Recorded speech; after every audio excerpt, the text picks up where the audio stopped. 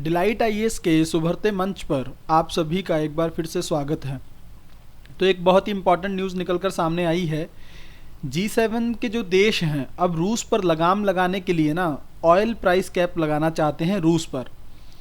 कई दिनों से इस पर लेकर वार्ताएं चल रही थी, लेकिन हाल में अमेरिका के द्वारा भारत पर इसको लेकर दबाव बनाया जा रहा है कि भारत इस प्राइस कैप में शामिल हो। क्या है मुद्दा, पूरी गंभीरता के साथ समझने का प्रयास करेंगे और देखेंगे कि आखिर अमेरिका का क्या पक्ष है, रूस का क्या पक्ष है, ईरान, वेनेजुएला, ये सब देश इसमें क्यों इन्वॉल्व हैं, क्या चीज़ें हैं, पूरी गहराई के साथ समझने का प्रयास करेंगे। सबसे पहले तो आप न्यूज़ देख लीजिए कि न्यूज़ आखिर है क्या। देखिए, अमेरिका ये चाहता है कि G7 देश जो अब प्राइस कैप लगा रहे हैं ना रूस पे, ये क्या है इसको भी समझेंगे। इसमें भारत शामिल हो, और भारत ने ये बोल दिया है कि हम तभी इसमें शामिल होंगे जब आप जो ये सप्लाई बोल रहे हैं ना कि वेनेजुएला और ईरान से, इसको आप एक पूरी इसकी श्योरिटी दें कि इसको बंद नहीं किया जाएगा। पहले तो हम लोग प्राइस कैप को समझते हैं, चीज़ें देखते हैं आखिर है क्या। देखिए, रूस और यूक्रेन के बीच में वॉर चल रहा है, इससे हम लोग अच्छे से परिचित हैं। तो रूस आपको पता ही है कि कम्युनिटी एक साम्यवादी देश है, ठीक है ना, एक कम्युनिस्ट कंट्री है। तो और अमेरिका और जो ब्रिटेन वगैरह देश हैं, ये कौन से देश माने जाते हैं? पूंजीवादी देश, ठीक है, कैपिटलिस्ट कंट्री हैं ये। तो इन देशों के द्वारा साथ रूस के साथ कभी बनी ही नहीं है। आपको पता है शीत युद्ध चला है अमेरिका और रूस के बीच में एक समय पर, सोवियत संघ के बीच में, ठीक है ना। रूस को पहले यूएसएसआर बोला जाता था, इसको सोवियत संघ का विघटन हुआ तो फिर उसका जो सबसे बड़ा टुकड़ा था वो रूस के रूप में निकलकर सामने आया। तभी से अमेरिका के साथ इसकी बनती नहीं है, शुरू का एक इतिहास रहा है, इससे आप लोग अच्छे से परिचित हैं। तो जब से वॉर चल रहा है ना, तो पश्चिम के जो देश हैं वो चाहते हैं कि रूस को कंटेन किया जाए, ठीक है, रूस पर एक तरह से इतना नियंत्रण बढ़ा दिया जाए कि रूस इस युद्ध में पीछे हट जाए। और कहीं ना कहीं पर एक अच्छा मौका, एक अच्छा अवसर है रूस को दबाने का, रूस को कमजोर करने का। तो अमेरिका इस अवसर को हाथ से जाने नहीं देना चाहता, इसलिए पश्चिम के देशों के साथ मिलकर अमेरिका जो है रूस को कंटेन कर रहा है। इससे ये मुझे लगता है आप लोगों को अच्छे से समझ में आ चुका होगा। अब देखते हैं कि इसके लिए वो लोग कर क्या रहे हैं। देखिए, अमेरिका ने कई आर्थिक प्रतिबंध लगाए हैं, पश्चिम देशों ने, यूनाइटेड नेशन ने कुछ प्रतिबंध लगा रखे हैं रूस पर। और प्रतिबंध ज़्यादातर कौन से होते हैं? देखिए, आप किसी भी देश पर कौन से प्रतिबंध ज़्यादा इफेक्टिव होंगे? आर्थिक प्रतिबंध ही तो होंगे। किसी देश का व्यापार बंद कर दीजिए, आप किसी देश का ऑयल ट्रेड बंद कर दीजिए, उसको शिफ्ट जो एक सिस्टम है बैंकिंग से, उससे रूस को बाहर कर दिया गया। तो ये सब चीज़ें क्या हैं? ताकि रूस पर नकेल कसी जा सके कि आप हमारे साथ वार्ता के टेबल पर आइए और हमारी बातों को मानिए। लेकिन रूस ने इन सबको ना कुछ सोल्यूशन निकालनी है। जैसे तेल को लेकर, जैसे रूस के व्यापार पर प्रतिबंध लगाया ना अमेरिका ने, कई देशों को रोका इससे। तो रूस ने क्या किया? भारत के साथ एक सस्ते तेल को लेकर डील की। भारत को लगा कि ये सस्ता तेल हमें रूस दे रहा है तो हम सस्ते से खरीदेंगे, हमें क्या दिक्कत है, और वैसे भी हमारा पुराना मित्र है रूस, तो हम तो अपना आर्थिक देखेंगे ना सिस्टम, कहाँ बेनिफिट हो रहा है। तो भारत ने रूस के साथ तेल डील की, और उसको लेकर अमेरिका काफ़ी नाराज़ भी है भारत से कि ये इससे क्या होगा ना, अमेरिका के जो प्रतिबंध थे उनका ज़्यादा असर रूस पर हुआ नहीं। सबसे पहले हम चीज़ें देखते हैं ये लोग क्या कर रहे हैं। देखिए, इन लोगों ने क्या किया है, जो G7 की कंट्रीज़ हैं, इसमें आपको पता है कौन कौन से देश हैं, अमेरिका, इटली, कनाडा, फ्रांस, ये सब देश इसमें शामिल हैं। इन देशों ने क्या किया है कि रूस को अब जो तेल रूस से आयात हो ना, रूस किसी भी देश को तेल आयात करे तो रूस पर एक ना मैक्सिमम प्राइस वो थोप दिया जाए कि मतलब आप इससे ज़्यादा, मान लीजिए एक बैरल के लिए $70 आप लोगों ने प्राइस फिक्स कर दिया, मान लीजिए अमेरिका ने, तो इससे ज़्यादा कोई भी रूस को पे नहीं करेगा, ठीक है। ये है प्राइस कैप, एक तरह से प्राइस कैप लगा दिया, एक सीमा निश्चित कर दी कि इससे ज़्यादा आपको पे नहीं किया जाएगा। और भारत से चाहते हैं कि भारत भी इस प्राइस कैप में शामिल हो। तो इससे क्या होगा? ऑब्वियसली रूस को आर्थिक तौर पर नुकसान होगा और पुतिन को थोड़ा सा कंट्रोल कर पाएंगे ये लोग। अब देखिए, इन लोगों ने क्या बोला है कि अगर हम लोग ये चीज़ें करते हैं, मूल्य सीमा लगाते हैं प्राइस कैप, तो इससे वैश्विक ऊर्जा कीमतों में कमी आएगी और उपभोक्ताओं को लाभ होगा। पश्चिम ये कहना चाह रहा है, पर असली मोटो हम लोगों ने देख लिया कि वो लोग रूस को कंटेन करना चाहते हैं। ये देखिए, यहाँ पे बोल भी दिया है कि इससे यूक्रेन में क्रूर युद्ध को आगे बढ़ाने वाले रूस के राजस्व पर दबाव पड़ेगा, मतलब उसको आर्थिक तौर पर पंगु करने का ये एक जतन है। आगे देखते हैं चीज़ें क्या हैं। भारत से क्या चाहता है अमेरिका? अमेरिका चाहता है कि भारत जो है ना, भारत जो है वो इस प्राइस कैप में शामिल हो जाए। भारत को क्या ऑफर दिया गया है? अभी हाल ही में अमेरिका के जो उप वित्त मंत्री हैं वैली अडेयोमो, ये भारत आए थे। इन्होंने भारत को पता है क्या बोला? समझिए, ध्यान से चीज़ों को समझिए। इन्होंने बोला कि अगर आप इस प्राइस कैप में शामिल होते हैं ना, G7 का जो प्राइस कैप है, इसमें अगर आप लोग इन्वॉल्व होते हैं तो आपको एक छूट दी जाएगी। कौन सी छूट? कि आप ईरान और वेनेजुएला से भी तेल इंपोर्ट कर सकते हैं। अभी तक इस पर प्रतिबंध है ना, ईरान के साथ अमेरिका की बनती नहीं, वेनेजुएला के साथ अमेरिका की बनती नहीं, तो अमेरिका ने प्रतिबंध लगा रखा था कि इन दोनों देशों से कोई भी देश तेल आयात नहीं करेगा। तो भारत हालांकि पूरी तरह से तो ऐसा नहीं है कि इन लोगों से तेल आयात नहीं कर रहा है, थोड़ा बहुत तो आयात अभी भी जारी है, लेकिन उस स्तर का नहीं कर पा रहा है क्योंकि अमेरिका ने उसमें काफ़ी अड़चने लगा रखी हैं। तो भारत को ये छूट देने की कोशिश की है, एक पहल है कि आप अगर इस प्राइस कैप में इन्वॉल्व हो जाते हो ना, अमेरिका के इस गठबंधन में इस तरह के प्राइस कैप रशिया पे लगा दिया जाता है, इसमें आप भी शामिल हो जाते हो, तो फिर ईरान और वेनेजुएला से आप तेल इंपोर्ट कर सकते हो। भारत के लिए बड़ा अच्छा सौदा है क्योंकि ईरान से और वेनेजुएला से दोनों से भारत को सस्ता तेल मिलता है। तो भारत को अच्छा लगा ये प्रस्ताव। अब ये तो यही कह रहे हैं अमेरिका की कहीं ना कहीं पे भारत ने इसमें गहरी दिलचस्पी दिखाई है, अमेरिका का ये बोलना है, लेकिन भारत अभी इस पे विचार कर रहा है। अभी आपको समझ में आया भारत ने क्यों बोला था कि ईरान और वेनेजुएला से हम इस प्रस्ताव पर तब सोचेंगे जब इससे आपूर्ति सुनिश्चित करें आप। ये ना हो कि अभी के लिए आप बोल दें कि आप ईरान और वेनेजुएला से कर लें और थोड़ा टाइम आगे चल के हम रशिया से भी बंद कर दें और इधर से भी हमें तेल ना आए।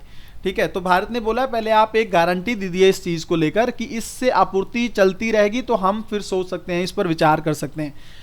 तो भारत के को बोला गया अमेरिका की तरफ से, ये जल्दी से आप देख लीजिए प्री के पर्सपेक्टिव से ना ये फैक्ट बड़े इंपॉर्टेंट हो सकते हैं। देखिए भारत के तेल आयात में ना रूस की 10% हिस्सेदारी है, ये अभी बनी है जब से रूस यूक्रेन का वॉर हुआ है ना, तेल का काफ़ी डील्स हुई हैं अमेरिका भारत और रूस के बीच में। शीर्ष 10 आपूर्तिकर्ता में टॉप 10 सप्लायर में आ चुका है रूस। इससे पहले देखिए 0.2%, मतलब कितनी कम भागीदारी थी रूस की पहले, और अब देखिए 10%। तो कहीं ना कहीं पे ये चीज़ अमेरिका को खलेगी ना। तो भारत के दूसरे बड़े तेल आपूर्तिकर्ता के रूप में रूस ने सऊदी अरब को पीछे छोड़ दिया। हम आगे अगली स्लाइड पर देखने वाले हैं टॉप 5 कौन है जिनसे भारत आयात करता है, वो भी याद रखेंगे सीक्वेंस आप लोग। ठीक है, तो भारत तीसरा सबसे बड़ा पेट्रोलियम का आयातक है, ये भी फैक्ट याद रखेंगे आप लोग, तीसरा सबसे बड़ा पेट्रोलियम का आयातक है और लगभग 85% हम लोग आयात करते हैं तेल। कितनी बड़ा, और इससे आप सोचिए यही एक सबसे बड़ा सेगमेंट है जो हमारी जो हमारे अर्थव्यवस्था जो है, या हमारा ये मान लीजिए कि आर्थिक घाटा इससे हमारा बढ़ता है। कहीं ना कहीं पे सबसे बड़ा हमारा जो डॉलर है इधर ही चला जाता है, हमारी विदेशी करेंसी इसको खरीदने में। तो ये चिंता की चीज़ें हैं, कुछ फैक्ट हैं आप लोग देख लीजिए इसको। और अब ये देख लीजिए कौन से टॉप 5 सप्लायर हैं। इराक सबसे ज़्यादा हम इससे तेल आयात करते हैं, फिर रशिया आप सेकंड, देखिए अब सेकंड पोजीशन पे आ चुका है रशिया, पहले यहाँ पे सऊदी अरब था, सऊदी अरब थर्ड पे है, यूएई फोर्थ पे और 5वां नाइजीरिया है। ठीक है, ये बहुत इंपॉर्टेंट फैक्ट है, याद रखिएगा इसको एग्जामिनेशन पॉइंट ऑफ व्यू से। अब आगे चलते हैं चीज़ें। अब थोड़ा सा बहुत इंपॉर्टेंट जो कॉन्सेप्ट है विश्लेषण का, उसको हम समझ लेते हैं कि चीज़ें ये किस डायरेक्शन में चल रही हैं। ठीक है ना, एनालिसिस बहुत ज़रूरी है किसी भी चीज़ का। आप देखते हैं, देखिए अमेरिका क्या चाहता है, अमेरिका चाहता है कि रूस और चीन को कंटेन किया जाए, है ना। ये दोनों की एक तिकड़ी बन गई थी, कई बार हम लोगों ने बात की है, रूस, चाइना, पाकिस्तान, ईरान, तुर्की, ये देश आपस में गठबंधन का निर्माण कर रहे थे जिससे अमेरिका को दिक्कत थी। और ये खिलाफ किसके था, पश्चिम देशों के। पश्चिमी देशों में सबसे बड़ा देश कौन सा है प्रभावी, अमेरिका। तो अमेरिका को इससे डर था। अमेरिका ने क्या किया, रूस को कमजोर करने के लिए उसको युद्ध में धकेल दिया। ये भी हम लोगों ने बात की थी कि रूस यूक्रेन का जो युद्ध है वो कहीं ना कहीं पे अमेरिका की ही देन है। अमेरिका चाहता तो समझौता हो सकता था, लेकिन अमेरिका चाहता है कि रूस अपने जो है हथियार यहाँ पे ज़्यादा स्पॉइल कर दे, ज़्यादा से ज़्यादा रूस को आर्थिक नुकसान हो, रूस पर आर्थिक प्रतिबंध लगे, बहुत सारी चीजें हैं जिससे रूस कमजोर हो जाएगा। तो अगर इस तिकड़ी में इतना सारा जो ये गठबंधन है इसमें अगर रूस कंट्रोल हो जाएगा ना, तो बचेगा कौन, चाइना, पाकिस्तान, ईरान और तुर्की। ठीक है, ये तीनों देश तो आपको पता है कोई ज्यादा मैटर नहीं करते हैं। ये सबसे बड़ा फिर एक देश रह जाएगा चाइना। ठीक है, तो चाइना को कंटेन करना आसान हो जाएगा फिर अगर रूस निकलता है वहां से। तो अमेरिका ये चाहता है, इसलिए अमेरिका ये प्रतिबंध लगा रहा है। इधर देख लेते हैं रूस का क्या सीन है। रूस ये चाहता है कि एक तो जो ये युद्ध चल रहा है, देखो रूस के अपने कारण है। ठीक है, नाटो वो नहीं चाहता कि उसके आसपास आ जाए। हम लोगों ने देखा था किस तरह का गठबंधन है ये कहीं ना कहीं पे रूस के खिलाफ ही ये गठबंधन है। तो इसके पैर काफ़ी पसरते चले जा रहे थे, रूस के बॉर्डर तक आ गया था ये यूक्रेन तक। तो इसलिए रूस को युद्ध में आना ही पड़ा। तो रूस तो किसी भी हाल में इस युद्ध को जीतना ही चाहेगा, चाहे अमेरिका आ जाए, पश्चिम के देश आ जाए। उसने ये भी बोला है कि अगर नाटो भी इसमें इन्वॉल्व होता है तो हम पूरी तरह से तब भी युद्ध में खड़े ही रहेंगे।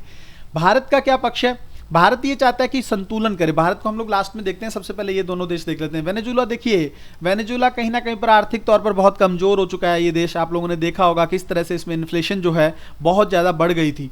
तो ये आर्थिक संकट से सामना कर रहा है। तो अगर भारत इससे तेल आयात करेगा तो थोड़ा सा इसके आर्थिक संकट में इसको हेल्प मिलेगी।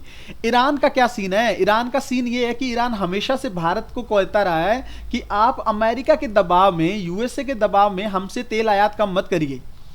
ठीक है, अमेरिका के दबाव में हमसे तेल आयात मत कम करिए। देखिए एक प्रोजेक्ट है जो हम ईरान में चला रहे हैं, पता है ना आप लोगों को, चाबहार पोर्ट।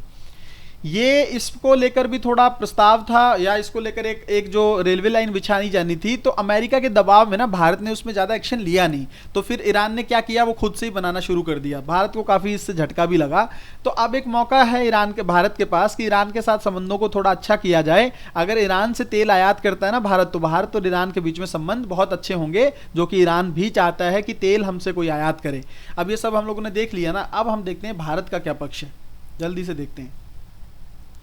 भारत को ना एक बैलेंस एस्टेब्लिश करना पड़ेगा, और बड़ा मुश्किल हो जाएगा। अब क्यों मुश्किल हो जाएगा, क्योंकि आप देखिए किस में बैलेंस, देखिए संतुलन कहाँ साधना है भारत को। पहला तो ये है कि भारत को आर्थिक पक्ष देखना है। आर्थिक हित कहाँ पर है भारत का, कि उसको सस्ता तेल मिले, ये चाहता है ना भारत, सस्ता तेल मिले।